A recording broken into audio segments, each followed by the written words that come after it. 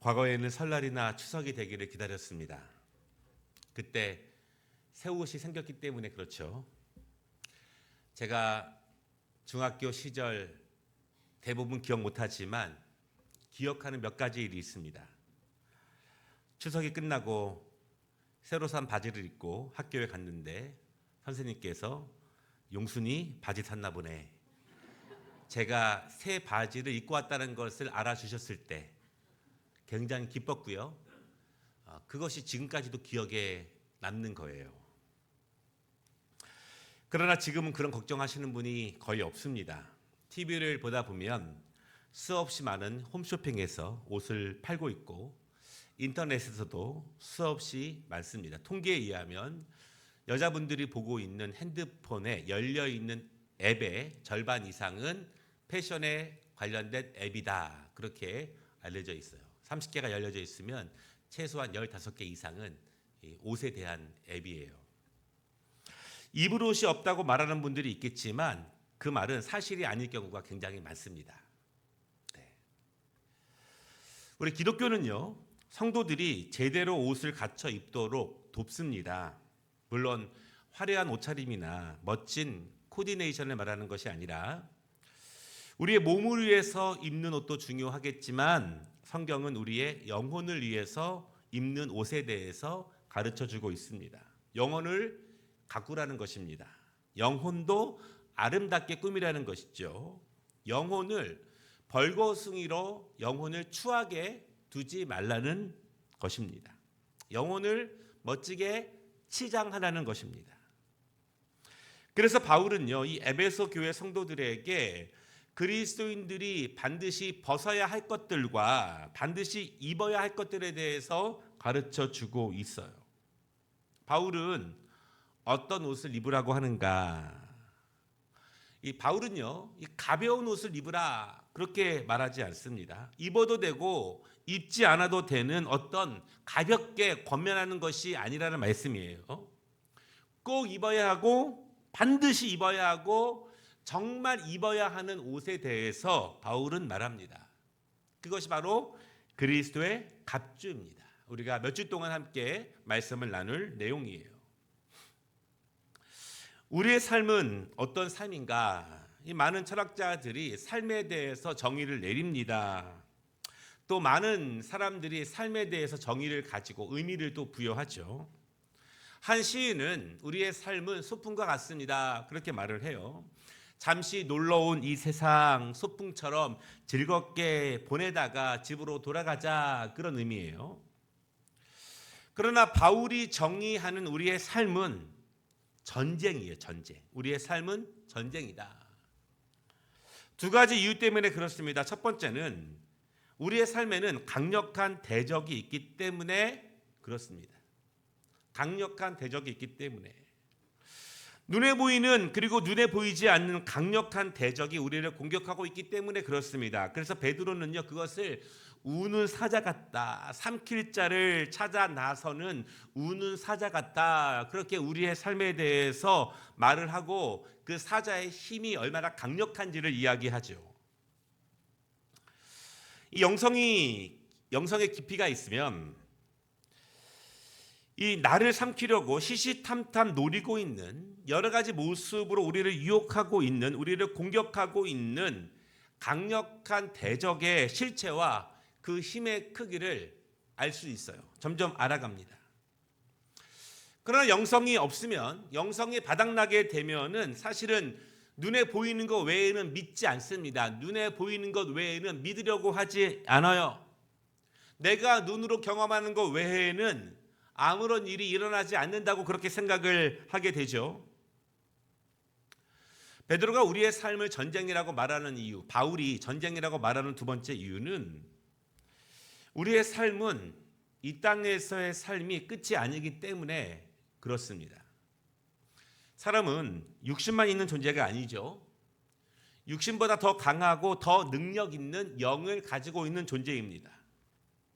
우리에게 이 육신은요, 잠시 입는 옷과 같은 것입니다.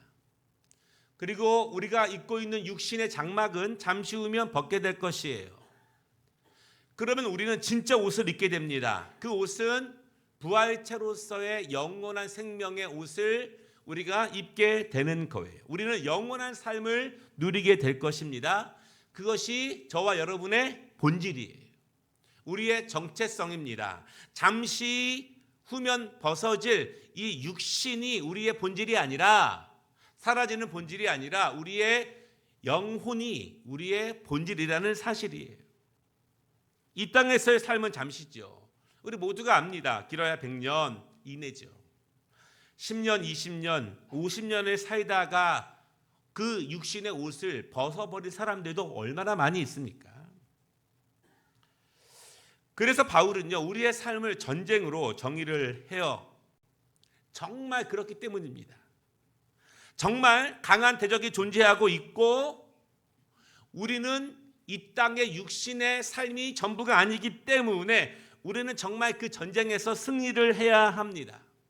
왜 승리를 해야 되느냐? 저도 그만 그것이 아니라 그 전쟁의 성패가 우리의 영원한 승리인지 영원한 패배인지를 좌우하기 때문에 그렇습니다. 잠시 육신에서의 승리가 아니라 그 육신의 삶을 뛰어넘는 영원한 승리를 우리가 이 땅에 잠시 육신의 옷을 입고 있는 동안 그 싸움의 성패가 달려있기 때문에 그렇다는 거예요. 그렇다면 이 전쟁은 너무나 중요하겠죠.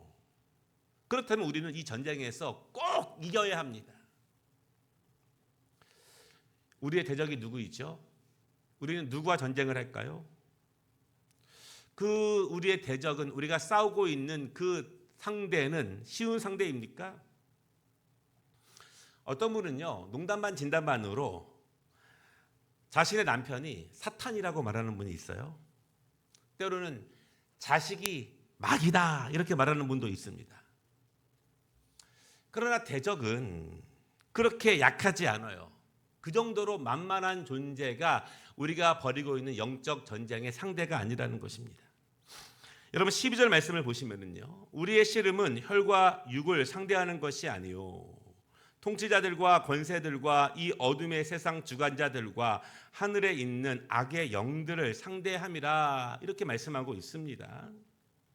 사실 우리는 세상 권력자들과 가깝지 않죠. 내가 그들의 이름을 알지만 그들은 나를 절대로 모를 것이라고 생각을 합니다. 그러나 그렇지 않아요.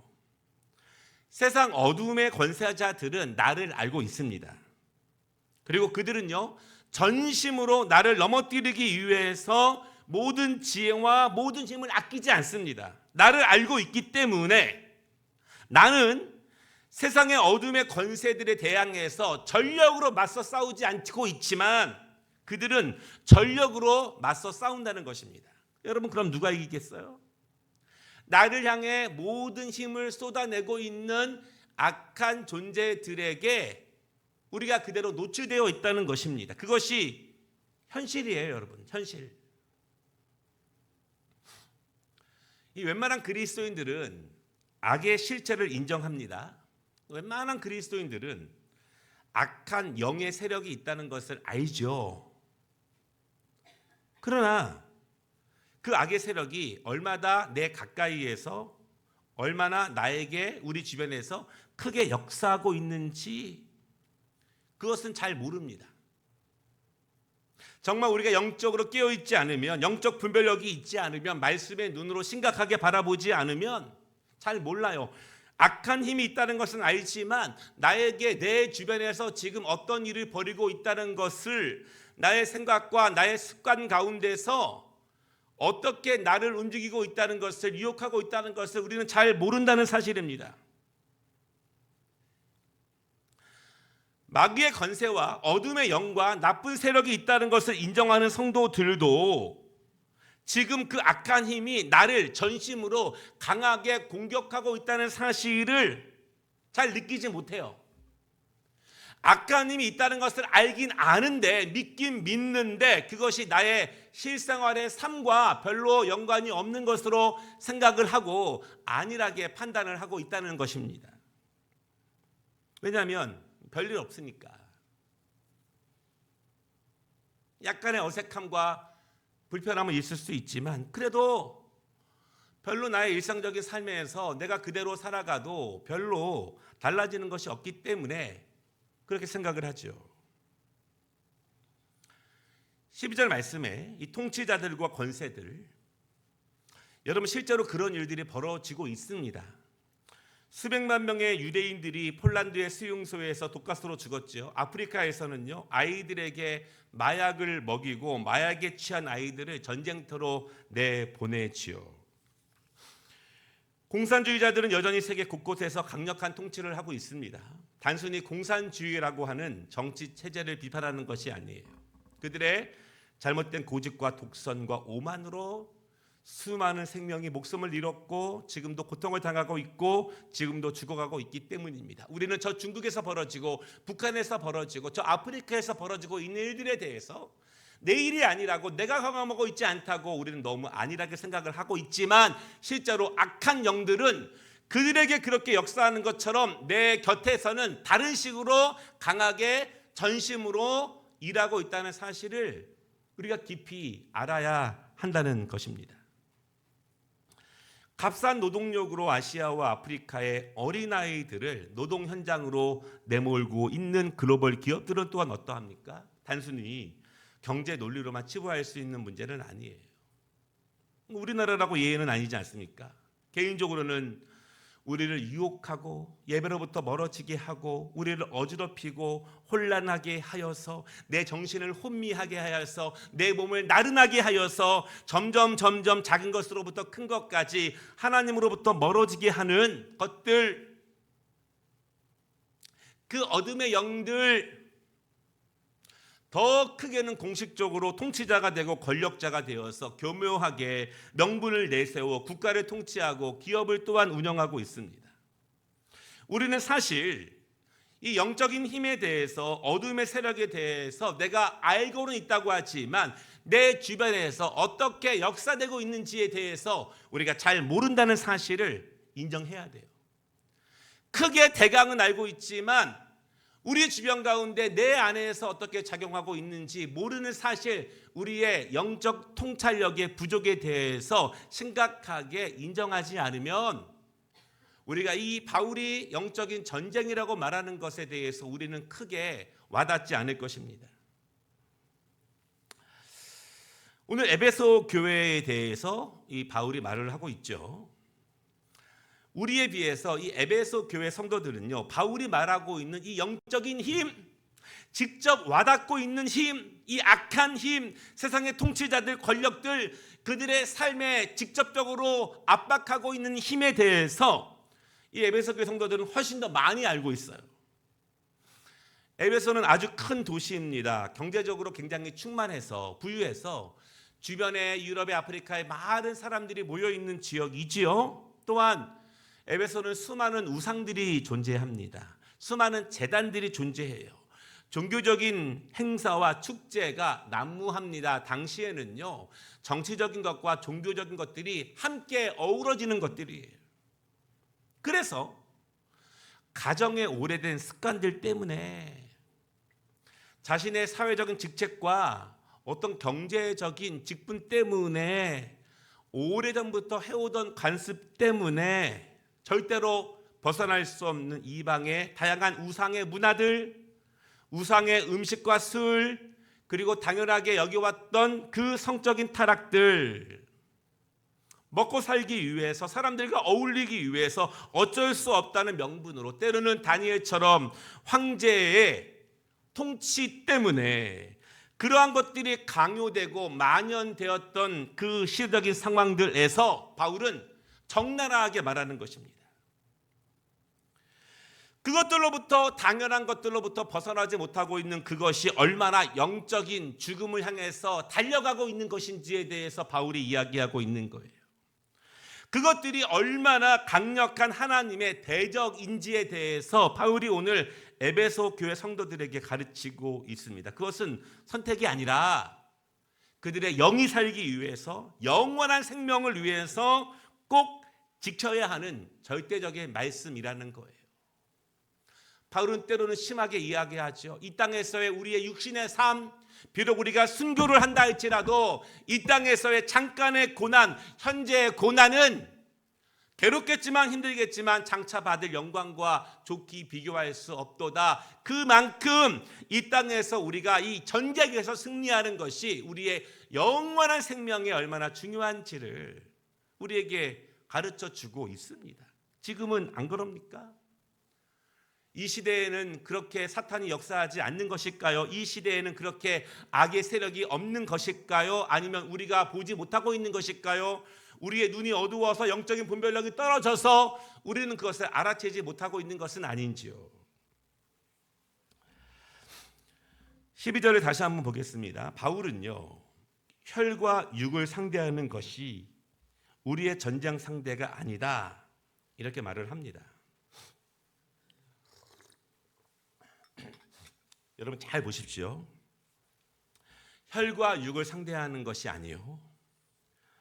이것이 우리 이 영적 전쟁의 중요한 핵심이에요. 핵심. 무슨 말이냐면 너무나 많은 그리스도인들이 혈과 육에 몰두하고 있다는 것입니다. 영적 전쟁을 하고 있다고 생각을 하고 영적인 악한 힘을 알고 있다고는 하지만 자신의 극복해야 될 대상이, 전쟁의 상대가 남편 혹은 아내, 내가 싫어하는 그 사람, 혹은 나의 상사나 어떤 나쁜 친구, 시어머니나 며느리, 내가 싫어하는 어떤 정치적인 지도자들, 그렇게 생각을 한다는 것입니다. 그들을 나의 영적인 전쟁의 대상자로 생각한다는 거예요. 혈과 육이 아니라고 분명히 말을 하는데도 불구하고 그들을 미워하고 그들을 저주하는데 너무나 많은 힘을 쏟고 거기에 너무 많은 영적 힘을 기울여서 정작 큰 전투에 나갈 생각도 준비도 하지 못하고 있다는 사실입니다. 우리의 감정을 상하게 하고 우리의 육신을 아프게 하는 수많은 혈과 육이 있죠. 주변에 많은 사람들이 있지 않습니까? 여러분?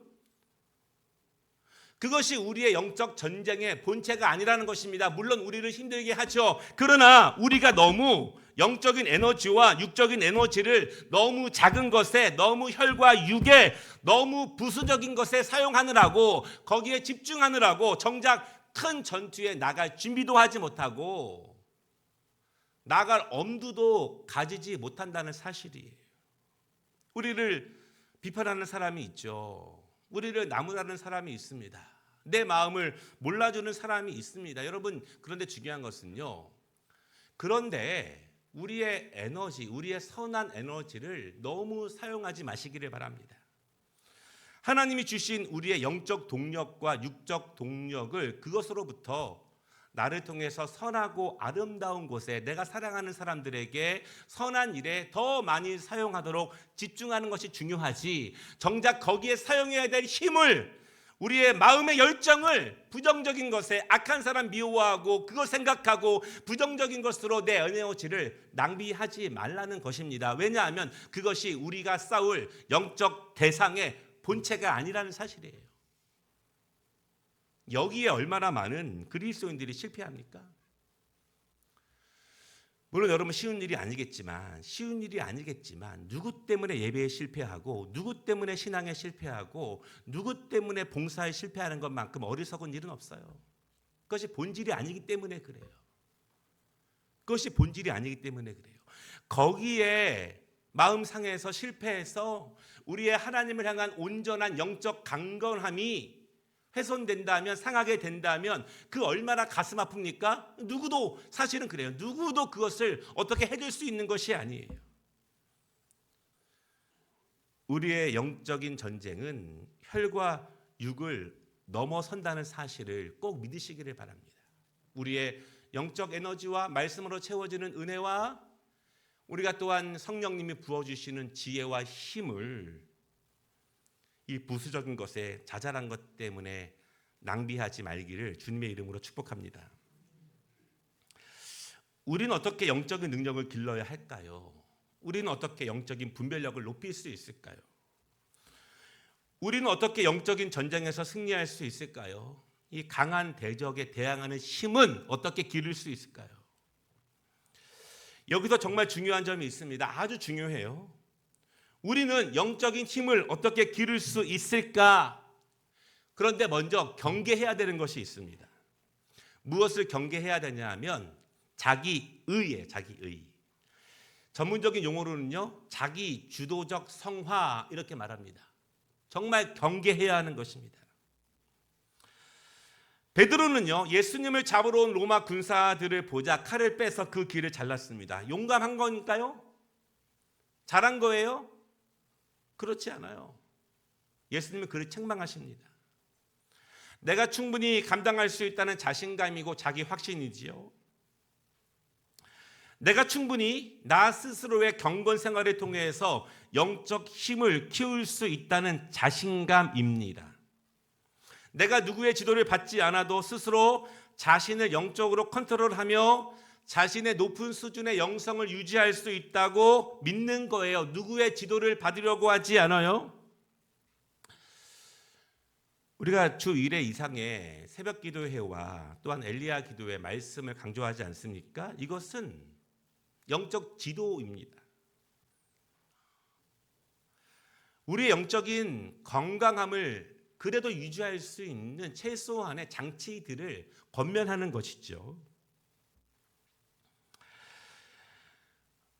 자기 지도적 성화, 자신은 충분히 높은 수준에 있기 때문에 이 정도로는 스스로의 힘으로 충분히 감당할 수 있다고 믿는 영적 자기 우월감, 스스로 충분하다는 자기 확신. 사실은 이러한 그리스도인들이 굉장히 많습니다. 누가 그렇죠? 기도 많이 한다고 자부하는 사람들이 그렇죠. 말씀 공부를 많이 했다고 생각하는 사람들이 그렇습니다. 어떤 학문에 대해서, 세상에 대해서 전문성이 있다고 생각하는 사람들이 그렇게 되는 경우가 굉장히 많이 있어요. 여러분 아시는 것처럼 저는 석사학위 학생들과 박사학위 학생들을 가르치고 있거든요. 사실은 좀 이렇게 말하기 뭐하지만 대학원 공부하는 것이 어려워 보이지만 사실은 학문 세계에서 이런 말을 해요. 석사학위에 무슨 선한 것이 나냐. 별로 배우는 거 없어요. 별로 전문적인 것도 아니고 별로 뭐 아무것도 아닙니다. 학문 세계에서는. 이 본인이 가지고 있는 약간의 전문적인 것을 가지고 이미 충분하다고 생각하거나 어느 정도 이뤘다고 생각하거나 스스로 할 수 있다고 생각하는 그 오만함. 반대로 자신의 영적인 상황을 전혀 모르는 무지로 인해서 자신만만한 사람들도 굉장히 많이 있다는 사실입니다. 자기의, 자기 지도적 성화. 그럼 우리는 어떻게 힘을 키울 수 있을까요? 오늘은 여기까지만 하고 마치려고 하는데요. 우린 어떻게 영적 분별력을 높일 수 있는가? 10절 말씀인데요. 너무 여러분 단순해 보이지만 이것이 힘이고 진리예요. 첫째, 우리는 어떻게 영적 힘을 기울일 수 있을까? 첫째는 주 안에서, 아멘, 주 안에 거해야 한다는 사실을 믿으시기를 바랍니다. 주 안에 거한다는 것은 마음이 아닙니다. 거한다는 것은 주 안에 산다는 것입니다. 영어로 settle down 그런 거. 이사 왔다는 거, 이사 왔다는 거. 완전히 정착했다는 것입니다. 믿음은 무엇이라고 말합니까? 믿음은 이동 그렇게 이야기해요. 중심 이동 그렇게 이야기합니다. 우선순위의 이동 그렇게 이야기하는 거예요. 마음 씀씀이의 이동, 우리의 물질 사용의 우선, 나의 시간에 대한 사용에 대한 우선, 이것이에요.